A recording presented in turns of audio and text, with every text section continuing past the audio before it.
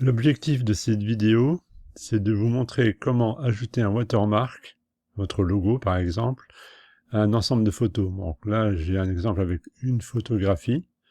Donc on peut l'ouvrir pour la regarder. Voilà, c'est une photographie que j'ai faite.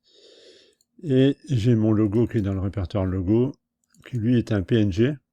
Donc on voit au look qu'il a un fond transparent. Donc la caractéristique d'un PNG par rapport à un JPEG, c'est qu'il y a une couleur qui est utilisée pour la transparence. Et ce que je vais faire, je vais utiliser un script que j'ai là dans mon dossier, qui va me permettre d'appliquer le watermark sur mon fichier vexinart.jpg et de l'écrire, d'en écrire une copie watermarkée dans ce répertoire à output. Donc ce que je vais faire là, je vais reprendre une ligne de commande que j'avais. Donc là, je lui donne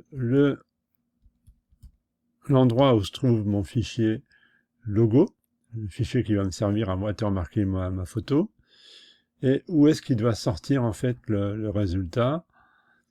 J'ai un degré d'opacité pour le logo qui va se retrouver sur ma photo, un facteur d'échelle, je peux lui indiquer une marge, et je vais suffixer la photo, le nom du fichier, je vais le suffixer avec watermarken.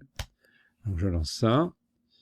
Ça fait son travail, et là je me retrouve avec une copie de ma photo qui cette fois comporte le logo que j'ai fixé. Donc pour réussir à le positionner exactement à cet endroit-là, évidemment j'ai fait plusieurs essais avec des caractéristiques différentes au niveau de la marge. Et puis après ça, mon logo il est pas terrible, mais bon, il fait le boulot pour la démonstration que je voulais vous faire.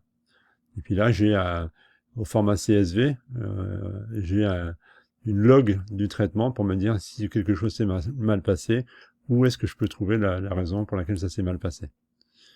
Et donc le script qui est là, c'est un script qui a été généré, qui m'a été proposé par ChatGPT au moment où j'ai dit je veux pouvoir marquer mes photos en utilisant ImageMagick. Donc ImageMagick, on le trouve sur ce site-là. On peut le télécharger et il permet de faire énormément de choses. On pourrait faire carrément une session sur ImageMagick. Voilà, j'espère que la vidéo vous a plu.